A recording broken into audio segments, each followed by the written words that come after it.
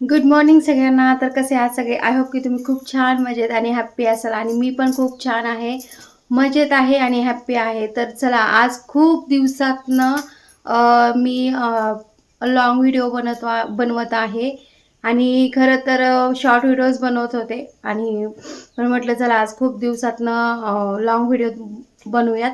आणि आज मी आलेली आहे शेतामध्ये.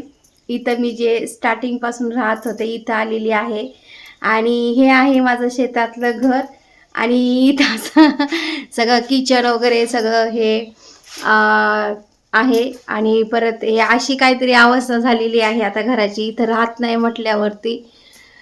तर हे इकडं पण सगळा पूर्ण पसारा वगैरे सगळं आहे. हे पूर्ण असं इथे पसारा वगैरे आहे कारण का आम्ही इकडे राहतच नाही ना आता. तर गावात इथं रूम घेतलेली आहे कारण का इथे लाईटीचा वगैरे प्रॉब्लेम असायचा, त्यामुळे मग गावात रूम घेतलेली आहे. आणि जे इथं मी स्वयंपाक करत होते, बरेच व्हिडिओ तुम्ही स्वयंपाकाचे चुलीवरचे पाहिलेले असतील. तर ही अशी चूल, तर हिची अशी अवस्था काहीतरी झालेली आहे. तुम्हाला दिसतंय की नाही? एकच मिनटं. तर ही अशी काहीतरी अवस्था झालेली आहे इकडे चुलीची. तर ऊन पण आहे इकडे खूप आणि हे सगळं पूर्ण असं खूप आवडीने हे सगळं बनवलं होतं, पण हे पण असंच आहे सगळं. आणि शेतामध्ये यायचं रिझन म्हणजे विशेष काही नाही. तर म्हटलं चला खूप दिवसांनी मी आले नाही शेतामध्ये, तर चला म्हटलं येऊन जाऊयात. तर असं आहे माझं हे स्वतःचं घर शेतामधलं, म्हणजे शेतामधलं घर आहे हे जिथं मी राहत होते. आणि आज काही काम तर शेतामध्ये ऊन तर आहे भरपूर बाहेर, पण बघूयात काय करायचं काय नाही. तर नक्कीच ब्लॉगमध्ये कंटिन्यू राहा आणि तुम्हाला दिसेलच काय करायचं आणि काय नाही, किंवा मी कशासाठी आलेले आहे शेतामध्ये वगैरे. तर आणि गहू पण दाखवते चला तुम्हाला. तर गहू पण सुकलेला आहे बऱ्यापैकी आणि गहू पण काढायला आलेला आहे खरं तर.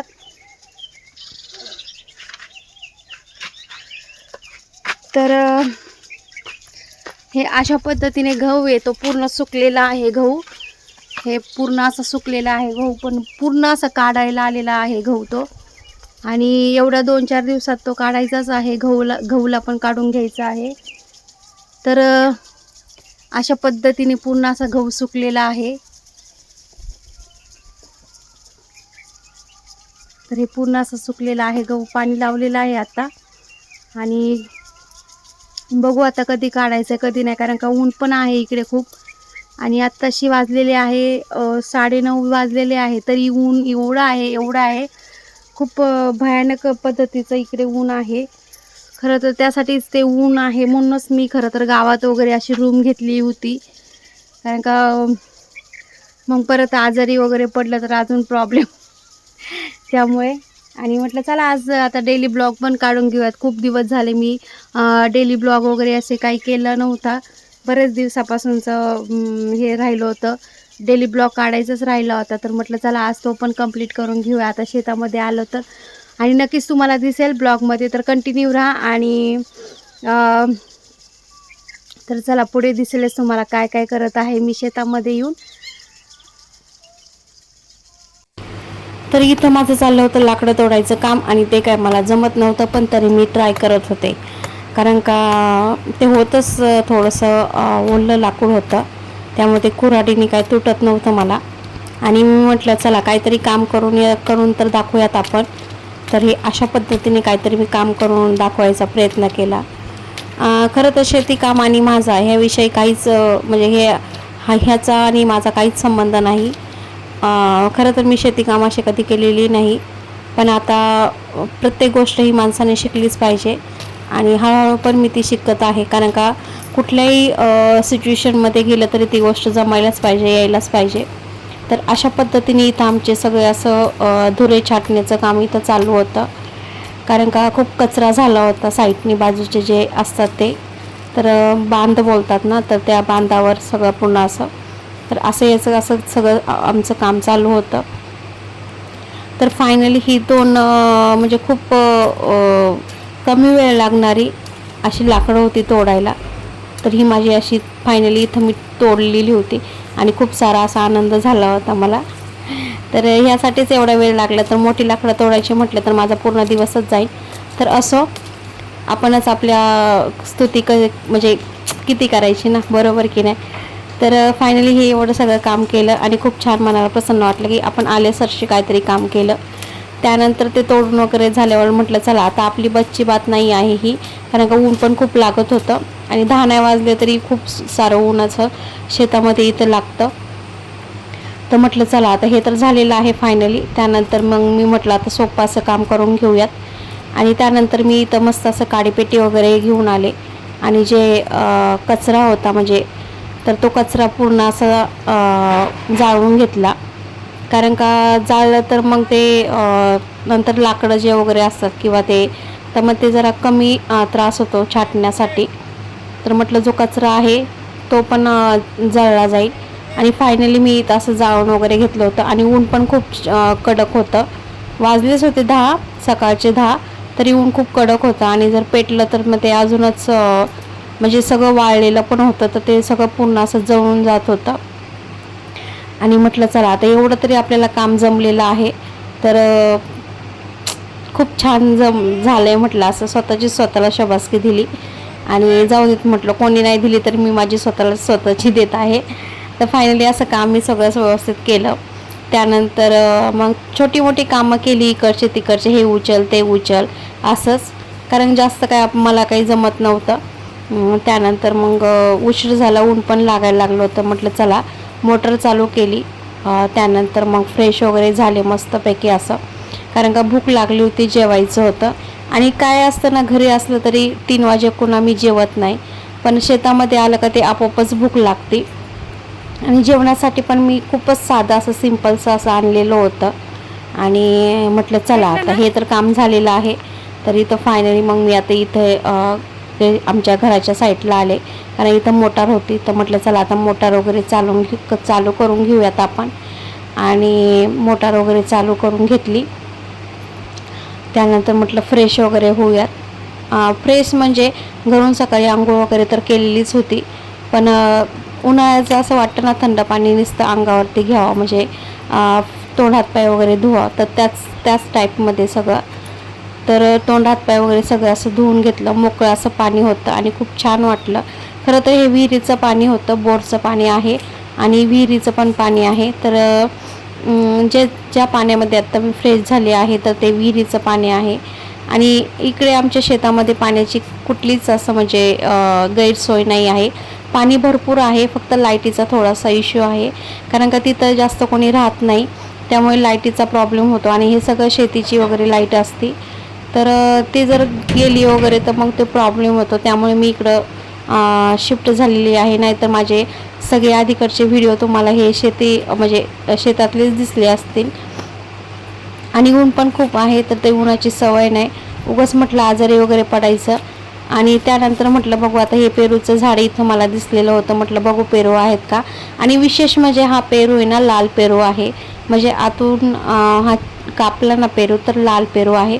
तर खूप छोटे छोटे असे पेरू लागले होते, कारण का तिथं आता राहायला कोणी नाही म्हटल्यावरती कोणी येतं आणि कोणी पेरू तोडून जातं. तर अशातली पद्धत झाली ही. तर फायनली म्हटलं चला पेरू भेटतात का शोधूयात आपण. तर मी शोधलं तर मला असं एकही असं पेरू दिसलेला नव्हता. होतं तर ते खूप वरती होते आणि ते काय मला काढायला येत नव्हते. म्हटलं चला ही पण आपल्या बसची बात नाही आहे आणि बघूयात नंतर, आता तो पण विषय जाऊ देत म्हटलं, तर बघूयात म्हटलं नंतर. तर अशा पद्धतीने गहू पुन्हा असा हा वाळलेला होता आणि गव्हाला आता 2-4 दिवसांनी काढायलाच आला होता गहू. खरं तर खूप लेट झाला आमचा गहू काढायला, पण म्हटलं चला असू देत. तर फायनली गहू वगैरे असं काढायला आला होता, पण तो आता नाही काढायचा होता, कारण तर त्याला अजून 3-4 दिवस अजून बाकी होते. म्हटलं बघू तेव्हाचं तेव्हा बघता येईल. त्यानंतर फायनली तो मोटार वगैरे चालू केली होती. विहिरीचं पाणी होतं स्वच्छ असं आणि खूप असं थंड पाणी होतं. पहिलं तर स्वच्छ असे हात वगैरे सगळे धुवून घेतले. त्यानंतर पाणी पिलं, कारण खूप अशी तहान लागली होती आणि किती पाणी पिलं उन्हाळ्यात तरी कमीच असतं. आणि त्यानंतर मग असं स्वच्छ असं पाणी पिऊन घेतलं सगळं पूर्ण. त्यानंतर फ्रेशही झाले मी आणि फ्रेश वगैरे झाल्याच्या नंतर म्हटलं चला आता जेवण करूयात, कारण का भूक पण लागली होती. काहीतरी 11, 11:30 या 11:45च्या दरम्यान टायमिंग झाला असेल बहुतेक. तर म्हटलं चला, तर तुम्ही पाहू शकता ऊन पण एवढं कडक होतं ना, ते खूप ऊन आहे. जे विदर्भातली लोक असतील ना तर त्यांना माहिती असेल की विदर्भामध्ये किती ऊन लागतं. ते खूप असं कडक उन्हाळा असतो इकडे. तर त्याच्यानंतर मग असं मस्त फ्रेश वगैरे झाले आणि खूप सारी असं मज्जा येत होती. असं वाटत होते की ह्या टाकीमध्येच बसावं आणि उठूच नाही, कारण का एवढं थंड थंड पाणी होतं आणि वरती असं ऊन. तर खूप छान वाटत होतं आणि किती पाणी घ्यावं आणि किती नाही असं होत होतं, कारण का उन्हाचं जरा थोडंसं बरं वाटतं ना. पण म्हटलं चला, मस्तपैकी मिरचीचा असा ठेचा, मस्त हिरवी मिरची, लसूण, जिरे आणि शेतामध्ये खायला खूप छान वाटतं. खरं तर घरून काल टिफिन आणलेला होता आणि जेवण्यासाठी तर इथं आहे चपाती. खरं तर भाकरी पाहिजे होती पण भाकरी नाही आहे. आणि हे तोंडी लावायला मस्त कैरी, कांदा आणि खूप सारं खरं घेऊन आलेले आहे मी. तर मस्तपैकी असं काय बोलतात कुरकुरे. ह्याच्यामध्ये पण काय काय आहे, शेंगदाणे, वाटाणे सगळं आहे. एवढं असं सगळं मस्त फरसन हे आहे.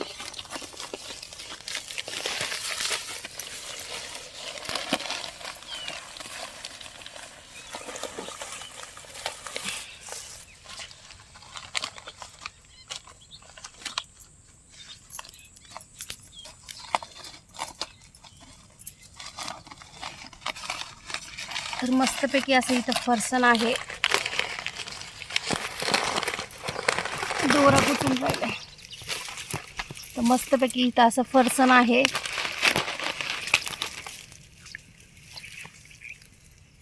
इथं मस्त असा ठेचा.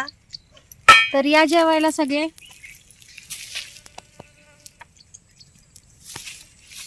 तर या जेवायला सगळे. आणि शेताकडचं वातावरण आहे, खूप छान आहे खरं तर. मस्त खाऊन बघते मी थोडंसं.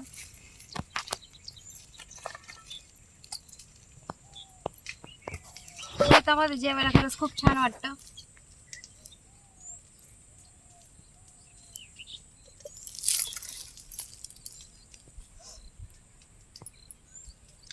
तर या जेवायला तुम्ही पण सगळे.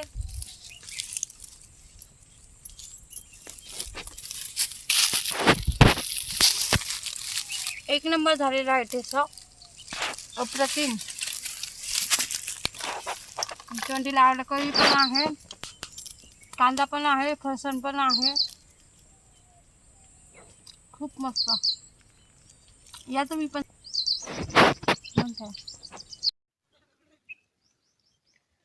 तर हाय हॅलो सगळ्यांना. तर या पेरू खायला सगळे. ते इथं शेतात आल्यावर ही अशीच मज्जा असती. आणि आता मस्तपैकी थंड पाण्याने फ्रेश वगैरे झालेले आहे. पंपाचं चांगलं पाणी होतं. जेवण वगैरे केल्याच्या नंतर मग डिरेक्टली थोडासा आराम केला. मग बसला जरा. त्यानंतर लाईव्ह वगैरे घेतली. लाईव्हला 2-2.5 तास गेले लाईव्ह. त्यानंतर आता फ्रेश झाले, मस्त वाटत आहे. आणि कसा वाटला आजचा तुम्हाला ब्लॉग. अजून पण थोडं बाहेर जायचं आहे इथूनच. तर बघू, ते पण शूट करता आलं तर मी करीन ते शूट. आणि कसा वाटला आजचा ब्लॉग तुम्हाला तर नक्कीच कमेंट करून सांगा.